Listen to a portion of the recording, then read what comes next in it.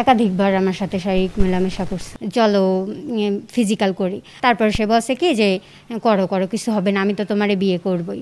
এখানে আসছি আমি বিয়ের দাবিতে, আমারে বিয়ের আশ্বাস দেখাইছে, তো বিয়ে করুক। তো এখন সে এত কিছু করে আমারে কেন বিয়ে করবে না? বিয়ে না করলে আমি এই জায়গায় মরে যাবো।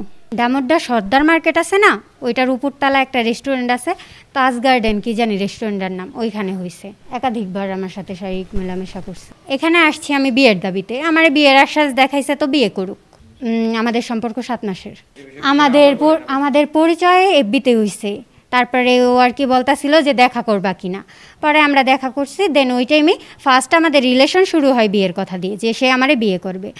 আমারে নিয়ে সে ঘুরতো ফিরতো, পরে একটা পর্যায়ে সে আমারে বলছে যে চলো ফিজিক্যাল করি। Jamuna air conditioner, simplify cooling.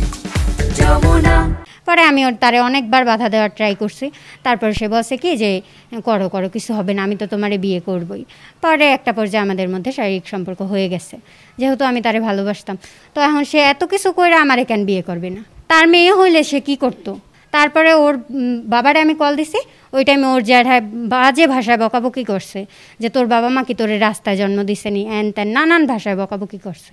এখানে এসে কি পাইছি দেখি, ঘর তালা দেওয়া।